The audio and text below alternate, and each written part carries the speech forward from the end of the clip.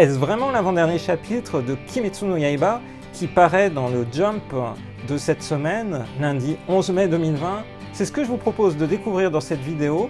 Je ferai un encart un peu particulier sur la fameuse série Demon Slayer Kimetsu no Yaiba parce qu'il y a beaucoup à en dire. Et puis on va explorer ce Jump post-Golden Week, post aussi effet du coronavirus dans la parution du magazine. On y va!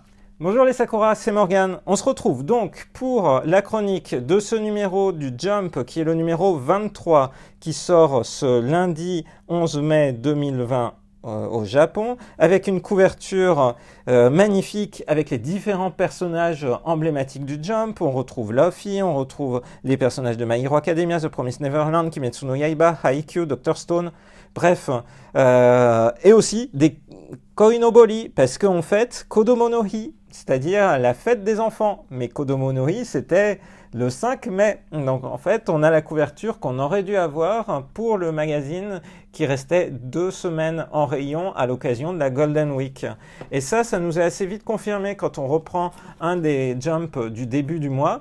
C'est le Jump qui faisait le point sur les nouvelles séries qui allaient arriver dans le magazine. Et ce qu'on voit très clairement, c'est que au moment du 11 mai, on devait découvrir la série Time Paradox Ghost Laeda, une nouvelle série comme Molly King, comme Bone Collection. Et donc, c'était normalement aujourd'hui. Or, ça va être la semaine prochaine. Donc, tout est chamboulé dans les numéros, puisque comme je disais, on est dans le numéro 23. Le contenu est celui qui aurait dû être le contenu du numéro de la Golden Week, avec des bonus. Et on va voir ça en détail un petit peu après. Par ailleurs, je vous rappelle que sur l'application Manga Plus, vous avez la possibilité d'avoir les chapitres en anglais de manière officielle et légale à disposition, qui sont mis en ligne quasiment à minuit, 1h du matin, dans la nuit de dimanche à lundi, heure française. Donc c'est vraiment une très bonne occasion de découvrir le magazine.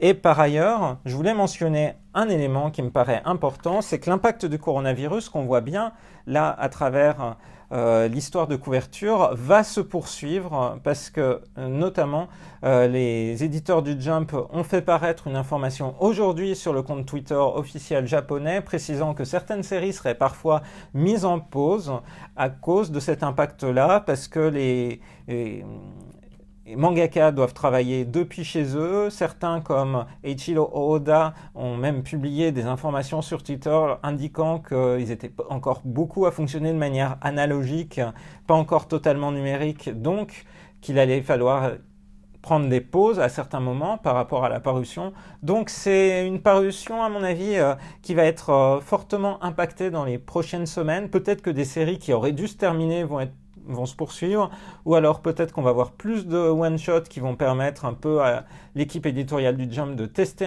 les choses. C'est ce qu'on découvrira bientôt.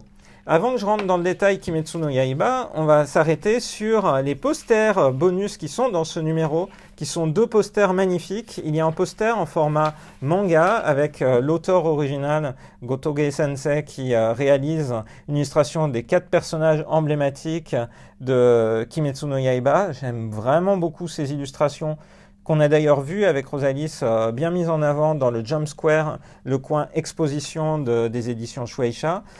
On avait vu ça en février. Et puis parallèlement, une très belle illustration dans le type animé. Là aussi, c'est vraiment magnifique. Ça sublime le manga et c'est vraiment impressionnant. Donc, on a ensuite une première image du chapitre. Je ne peux pas montrer, ça dit qui survit et qui ne survit pas dans la bataille finale, donc ça serait pas raisonnable. Mais là, en l'occurrence, il y a une double illustration de chapitre qui ouvre le chapitre, qui est vraiment très jolie, avec les différents Hashira qu'on voit apparaître, et puis Tanjiro et Nezuko. Donc c'est vraiment une belle illustration qu'on découvre à cette occasion. Et puis, parallèlement, on a beaucoup d'actualités autour de Kimetsu no Yaiba, à travers à la fois les mugs qui sont présentés ici, qui viennent de sortir.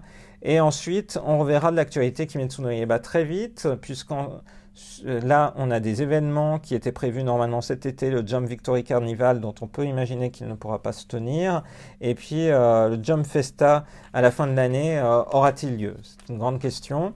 une page complète pour annoncer la grosse sortie littéraire de cette semaine, le mercredi 13 mai, c'est le 20e volume de Kimetsu no Yaiba qui sort avec une édition limitée en plus avec des cartes postales. Je pense que ça va s'arracher dans les librairies.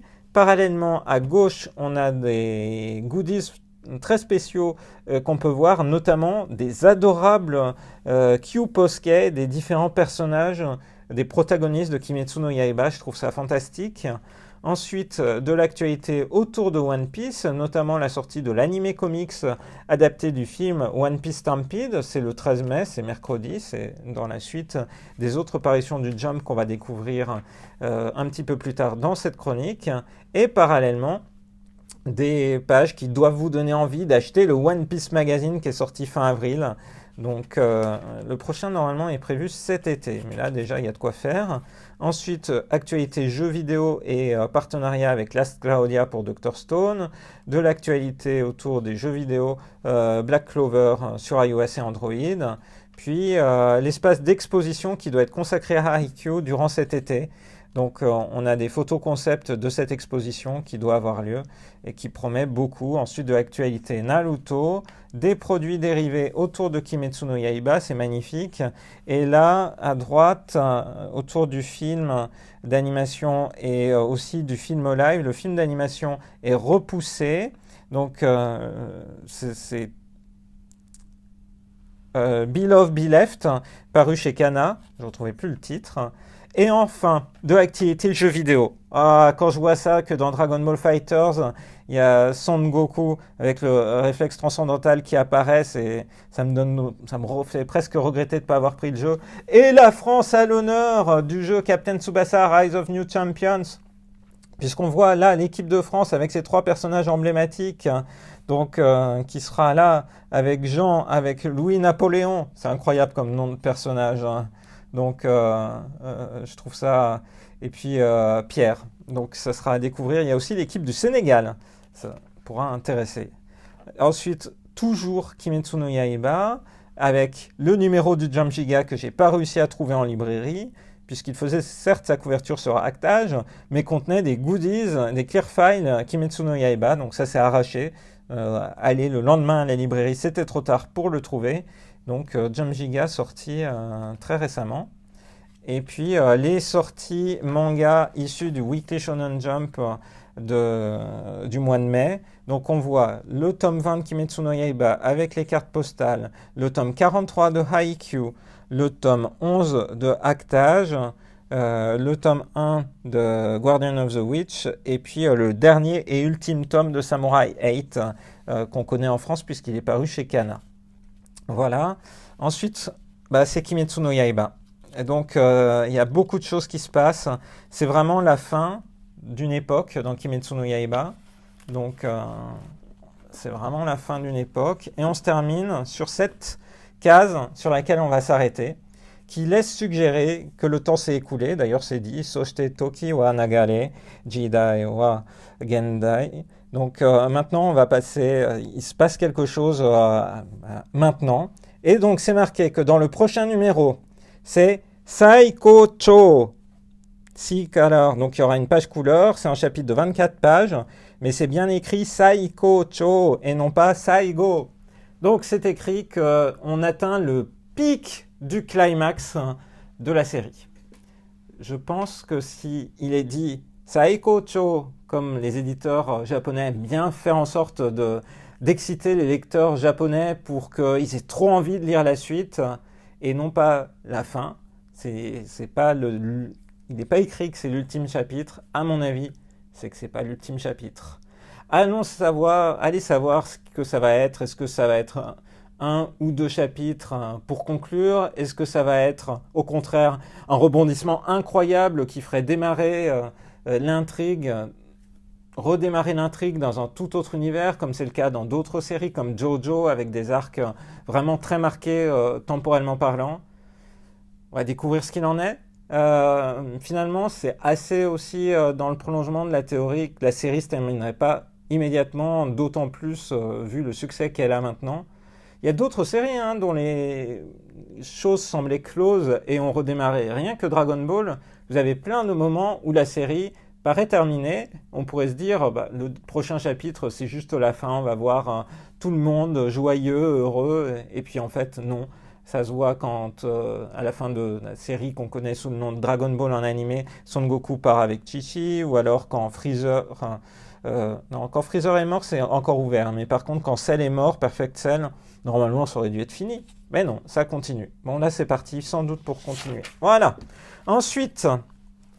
Donc grosse à voir la semaine prochaine. C'est vrai que moi aussi j'ai la hype, j'ai envie de savoir ce qui se passe dans le prochain numéro du Jump et dans le prochain chapitre de Kimetsu no Yaiba, donc les éditeurs sont forts pour ça.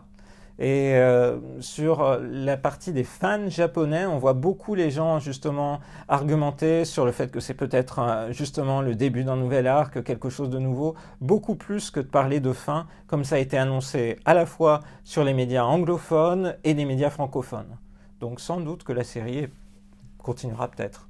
Si c'est le cas, je pense que les gens s'en rappelleront pour tout ce qui est futur climax. Dr Stone. Dans Dr Stone, il y a un gros retournement dans cette situation, puisque il y a des projectiles qui semblent tirer sur les protagonistes, ce qui laisserait supposer que peut-être il y a d'autres êtres humains qui se sont réveillés. Donc on va laisser ça comme ça. Chapitre de One Piece 979, et donc c'est un chapitre dont il faudra se contenter pour 2 semaines, puisqu'il n'y aura pas de One Piece la semaine prochaine. Donc One Piece continue son bonhomme de chemin dans le cadre de son arc assez important maintenant, au pays de Wa.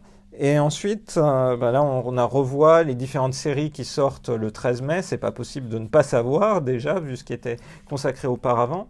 On retrouve la série Bone Collection que j'ai présentée la semaine dernière, enfin plus exactement il y a 2 semaines, puisque nous avions eu la couverture sur cette nouvelle série. Là c'est le chapitre 2, c'est une histoire sur base de yokai et donc d'esprit fantastique. Le héros est capable de tirer profit de l'énergie des yokai et notamment de celle qui s'est présentée à lui dans le chapitre 1 pour se battre. Alors, on le voit rien qu'à la tenue de l'héroïne, donc de cette yokai, c'est potentiellement un peu sexy, on le retrouve après derrière. C'est de l'action sexy, humoristique. Je trouve pas que ça soit très très bien dessiné par rapport à certaines œuvres du Jump, donc j'ai des doutes sur la capacité de cette série de s'installer dans la durée.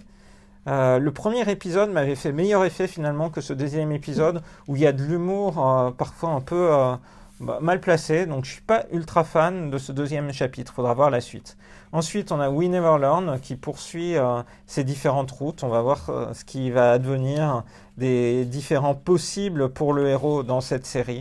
Donc il y a un peu de fanservice, puisque les personnages ici sont en costume de maid. C'est raccord avec le fait qu'hier c'était Maid no Hi, c'est-à-dire le jour des maids. Ensuite, My Hero Academia. My Hero Academia, là on commence à avoir les dessins des méchants qui se dessinent avec des complots assez incroyables qui semblent s'être mis en place. C'est, je pense, le début d'un combat qui devrait marquer. Ensuite, des actualités autour de l'animation, je vais aller vite parce que on n'est que dans des rediffusions, que ce soit pour One Piece, dont la diffusion de l'arc du pays de Wa vient de recommencer, donc, ou pour Boruto, pour Black Clover, où là c'est juste de la rediffusion, entre guillemets.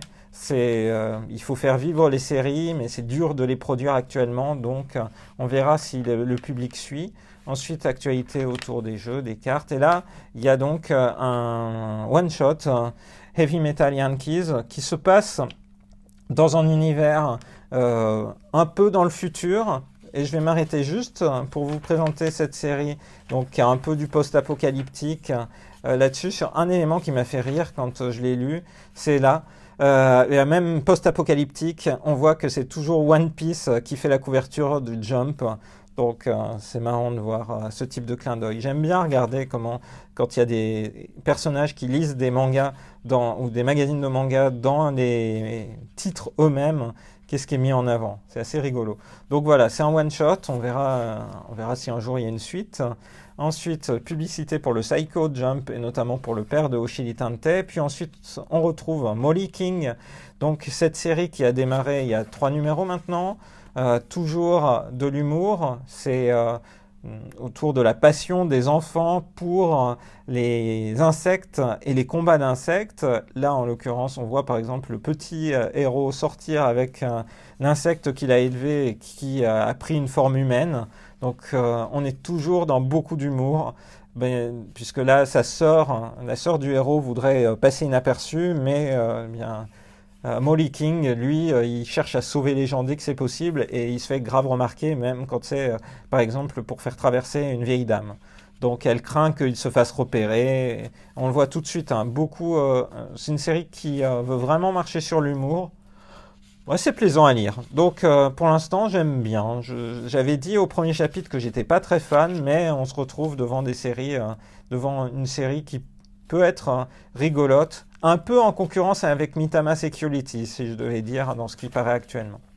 Ensuite, on a Haikyuu, qui continue son arc final en revisitant les différents personnages emblématiques de la série. Et donc, cette fois-ci, c'est Bokuto qu'on voit mis en avant. Et c'est assez magnifique la manière dont le temps s'arrête sur certaines cases. Et aussi la manière dont on explore chacun des personnages. Je trouve ça bien.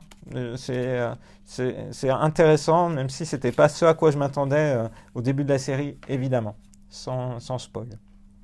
Ensuite, une autre série qui approche de la fin, c'est le climax encore pour The Promised Neverland. Avec le retour d'un personnage emblématique dont tout le monde se demandait ce qu'il devenait. Je ne vais pas rentrer dans le détail, je vais juste laisser cette belle page couleur qui montre la quête de liberté de Emma. Et donc, je trouve que c'est une belle page. Vraiment, le style du mangaka a vraiment réussi à prendre son envol au fil des chapitres. C'est assez dramatique la manière dont le chapitre se termine. Donc, mais malheureusement, pour un des personnages, on pouvait imaginer que sur quelque chose qui se voulait avec encore un peu de morale, il fallait en passer par là. Mashle, qui est une série là aussi encore assez récente, dont je vous ai déjà parlé, qui poursuit cette histoire de combat dans un univers où beaucoup de gens ont des pouvoirs magiques, sauf le héros. Donc ça poursuit son cours. C'est rigolo. J'ai rien à dire de particulier. Jujutsu Kaisen qui est en plein combat. On a des planches vraiment très dynamiques dans Jujutsu Kaisen. C'est vrai que quand on regarde, c'est joliment dessiné. C'est pas trop gore, contrairement à d'autres séries. Et c'est plutôt sympa. Ensuite, je disais qu'il y avait une autre série avec beaucoup d'humour, c'est donc Mitama Security, qui se poursuit. Ça se lit, mais bon, sans enthousiasme fou non plus. On verra pour ce qu'il en est de la suite. Ensuite, on a Black Clover, qui se poursuit lui aussi, qui est un des piliers maintenant du Jump. Et puis, on est sur toutes les séries qui ont du mal à s'imposer. Donc, Undead Unlock, chapitre 15.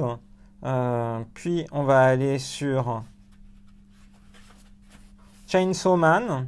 Alors, Chainsaw Man, là, c'est plus gore. C'est pas mon truc. Vraiment pas mon truc. Donc, on va passer de Chainsaw Man pour arriver à une série qui, là aussi, fait un peu de fanservice durant ce nouveau chapitre, à Gravity Boys, dont j'avais prédit une fin à un proche, mais qui semble parti pour se poursuivre. On va s'arrêter sur Actage, qui est bien mis en avant, par exemple dans Jump Giga et autres. Donc Actage dans l'univers de la comédie. Là, on est sur le tournage dans commercial, donc d'une publicité pour une boisson. L'héroïne doit faire en sorte, en fait, d'être comme si elle avait fait du sport, elle avait transpiré, mais alors sans le faire pour de vrai, c'est la concentration et là c'est tout le talent. Elle s'imagine en train de courir et elle commence à transpirer comme si elle avait vraiment couru et à partir de là, eh bien, ils peuvent tourner la scène en question. Je trouvais ça assez fort, comme 4 pages dans lesquelles on plonge avec l'héroïne dans cette visualisation-là. Et puis, il semble que c'est un tournant pour elle. Alors, si je m'arrête sur ces 2 pages-là, c'est qu'on retrouve vraiment Shibuya, l'ambiance de Shibuya ici. Et c'est du coup vraiment quelque chose de sympa avec cette série, c'est son ancrage dans Tokyo tel qu'il est désormais. On finit avec Mission Osakura Family, avec un examen pour devenir espion. Donc ça rappelle des choses, hein, les examens pour devenir ninja, pour devenir détenteur du permis d'utiliser son nen dans Hunter x Hunter. Bref, avec des nouveaux personnages qui apparaissent. Ensuite, Yuna, qui est toujours autant fanservice, on va passer. Et puis, on finira sur Guardian of the Witch, dont le tome 1 paraît. Ça permettra sans doute aux éditeurs de Jump de voir si cette série a du potentiel ou si elle doit se terminer. C'est de l'heroic fantasy plaisante à lire. Là, c'est vraiment une série que je continue de prendre plaisir à lire, notamment parce que les différents personnages sont sympathiques et énergiques. On se termine sur l'annonce du prochain numéro. Et l'annonce du prochain numéro, c'est la couverture pour Time Paradox Ghost Rider. Donc, nouvelle série à découvrir. On sait qu'il n'y aura pas de One Piece. Par contre, Kimetsu no Yaiba revient avec une page couleur. Et un chapitre de 24 pages dans le numéro qui sortira du coup le 18 mai. Donc, et puis on découvrira aussi, il y aura un bonus à l'intérieur de ce numéro-là qui coûtera du coup 290 yens avec des stickers My Hero Academia. Et donc on terminera là-dessus et puis on a les différents points de vue, les différents manière dont les auteurs partagent leurs impressions sur la période actuelle. Voilà, et on en a fini pour ce Weekly Shonen Jump qui, à mon avis, c'est mon avis personnel, n'annonce pas la fin de Kimetsu no Yaiba. À mon avis, on est encore parti pour quelques chapitres, voire quelques dizaines de chapitres. Non, allez savoir. Il est certain qu'on a atteint un moment où la série pouvait se terminer. On va voir ce qu'il en est. Et pour ça, je vous donne rendez-vous à très bientôt dans une prochaine vidéo de Chronique du Jump sur la chaîne de Rosalis. Bye bye.